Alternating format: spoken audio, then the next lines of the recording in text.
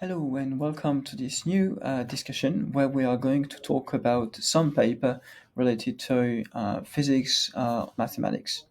Now, in this particular discussion, what I want to talk about is something again that is rarely discussed, and which has to do essentially with like some practice about how do we like devise a theory to describe essentially a hydrogen, the thermodynamics of a hydrogen gas. And so here this is in the so-called Saha regime.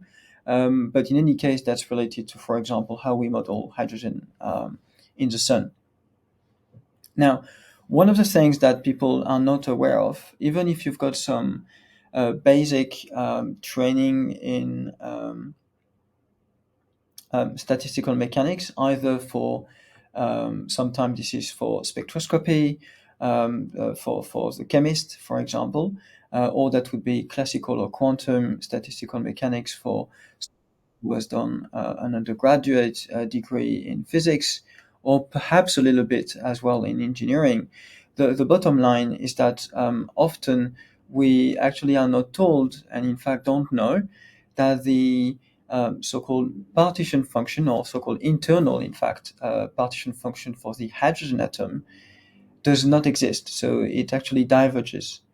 And for people who are not familiar with this so-called partition function, this is essentially this is an object roughly counting the number of states that are allowed. And basically, you weight out the number of states, and the higher in energy they are, the lower the weight you actually give to them, so that eventually you can add up all of these weighted counts of states and get an estimate of the number of states in your system. That's one way you can try to phrase it. And the log of this number of states relate to usually the sort of entropy-like quantity, which is going to drive the system towards some kind of um, um, thermodynamically stable state and so on. Okay, um, so that's kind of the idea. But the problem is that the internal partition function counting, if you will, the number of states accessible at a certain temperature in a gas, for example, diverges. So it does not exist. And that's a problem to actually do the theory in the first place. And as it turns out, there are plenty of heuristic ways to cope with it. Parallels in his famous book Surprises in Theoretical Physics does discuss one way to understand that, and is to put some cutoff because at some point, if you imagine like a set of hydrogen atoms, for example, in a box, then one of the things that is going to happen is that as their energy is meant to increase, because we explore all possible energy levels, then at some point the radius is likely also is likewise also increasing, and what happens is that at some point this radii of excited hydrogen atoms eventually kind of overlap. And when they do overlap, then you can't claim anymore that you've got isolated hydrogen atoms. They may actually screen each other's interaction. They may otherwise essentially form a sort of ionized, or you could argue even H2 molecule, and so on and so forth. So there are basically all these possibilities that come into the fore, to the extent that people put some kind of cutoff to say, oh, if we are beyond that particular threshold value for the distance we can calculate, or for the energy we can calculate, then we are going to get this kind of all mess going on with ionization, mixing up with formation of molecules, and so on. So that's usually what is done, cut off. And what I want to discuss here is basically a technique that is being used by these authors here. That's a fairly old paper now from 2010. Here I put the archive version, but it was published as well in a dedicated journal and scientific publication. What they actually do is that to get rid of that problem, they use what they call the physics picture. And the physics picture is this one. That's what they call the physical picture here. And the physical picture is that instead of looking at a gas of hydrogen atom, they say, well, let's look right away at a gas of electron and protons. And basically, that's what they do. They look at a gas of electrons and protons, and then they say what happens. So they try to sort out what would be the global properties and observable properties of such a gas. And observable meaning often having to do with the pressure, the temperature, or how the pressure relates to the temperature, the density, and so on and so forth. So all of these kind of properties as well. And one of the things that they actually do for that is a formalism that basically they have worked on actually a lot in the past. So that's like some previous works that they've done for about 10 or 15 years. And again, here a sort of silver lining. So they obtain plenty of very interesting equations that are not too complicated to read. Um, but the bottom line is that the technique they use, I'm not sure they explain it here, is so let me find the right place where they describe it.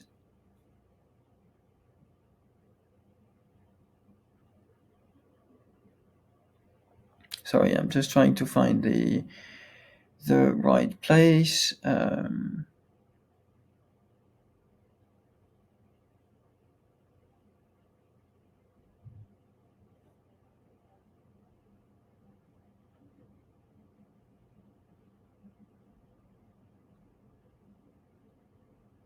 Okay, so that's here it is. So that was towards the end actually.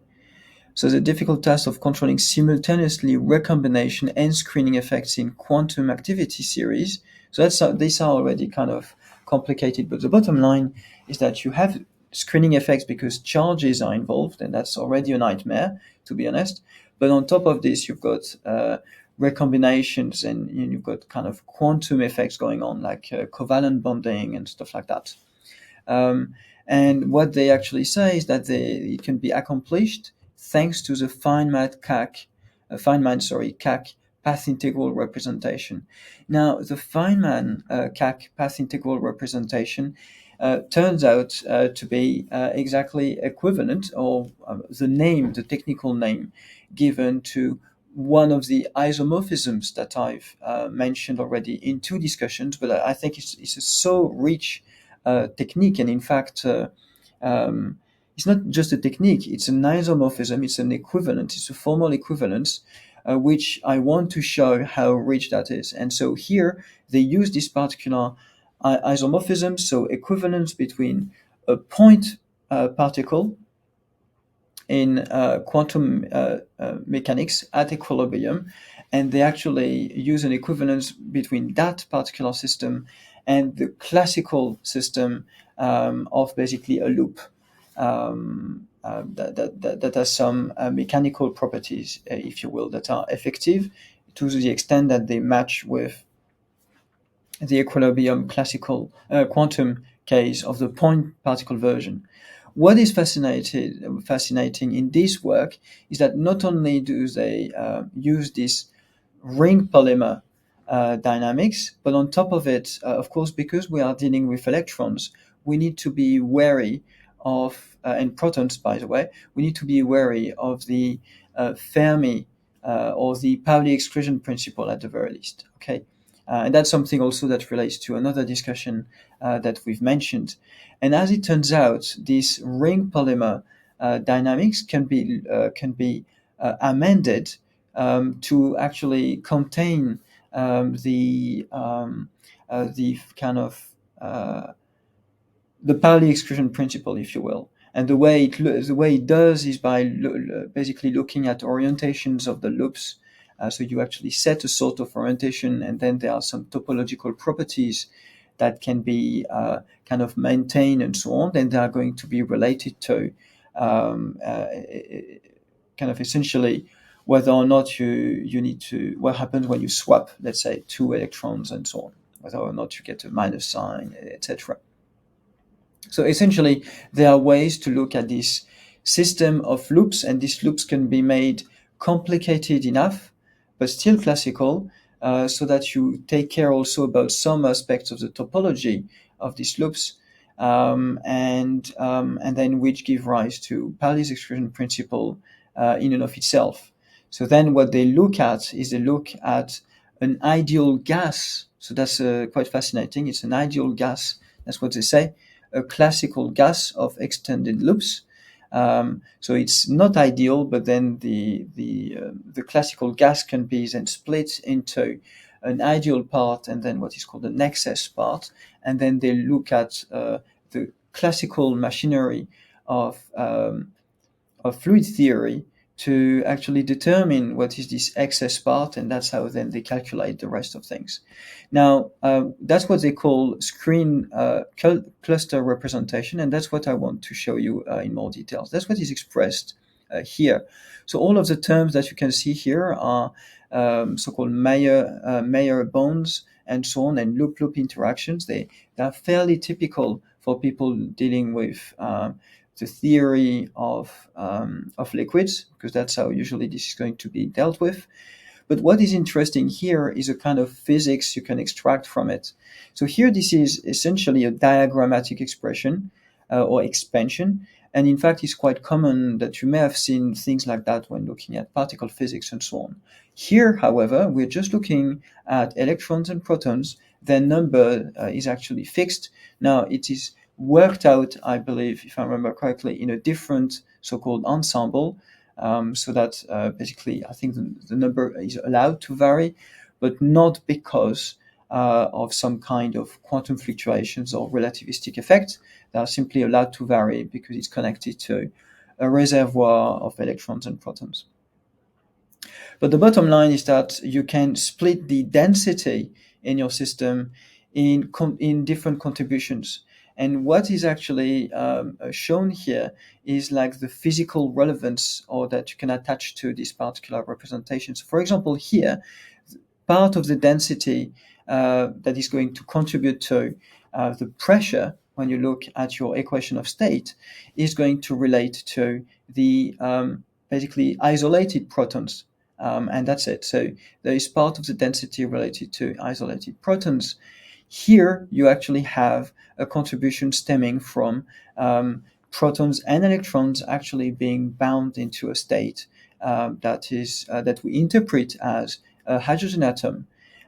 Here, for example, you're going to have a bound state that is interpretable as, for example, H2 molecule. And here you've got some weird thing where you've got two basically hydrogen atom interacting in different ways. So these are still each time two interacting hydrogen atoms, but then they interact via different, let's say, pathways. And in principle, these pathways go, they can go to arbitrary large power. Now, this particular phi interaction here is a so-called screened Coulomb interaction, and so there is a sort of screened Coulomb interaction between these atoms here. So as you see, this is quite fascinating. What I call screen Coulomb here is when I mentioned earlier that when the radii of this hydrogen atom were go to increase and increase because we look at higher energy, then eventually they start interfering with actually each other by screening their own interactions. And so that's the kind of thing that we are going to see here. And that's what these terms are for when you look at phi cubed, phi squared, and phi. Okay, so that's the kind of things that you're going to get, and they actually tell you afterwards in a table. Not sure where is the table. I can't remember. Yeah, here it is. And they actually physically give you the orders of magnitude of the different scales, energy scales involved with the different approximations. So I think this is really, to be honest, quite a tour de force that they have achieved. And I'm a very big fan of this work. I'm not claiming this is easy to understand. This is a very, very technical piece of work. However, this is just to let you aware that this is very, very difficult indeed to define and basically find the theoretical properties of a hydrogen gas. That's very, very difficult. There are some ways to do it that require a lot of technical machinery to do so. But then on top of it, it turns out that this particular machinery makes use of an isomorphism we've seen earlier that connects a quantum system, a quantum model, let's say, with with point particles that can be mapped onto a classical model with basically then loops, and these loops may have some kind of topological kind of properties if we look at the orientations and so on, which relate to the kind of Pauli exclusion principle within the system. So again, I think this is kind of worth knowing and divulgating this type of stuff. I'm not expecting that many people are able to read it. Of course, I'm going to put the paper. I'm going also to put some lecture notes and some further kind of paper on this as well, in case you're interested. Maybe some of these lecture notes might be useful and a bit less daunting to look at. So if you've got any questions, please let me know in the comment section, and otherwise, see you in the next video.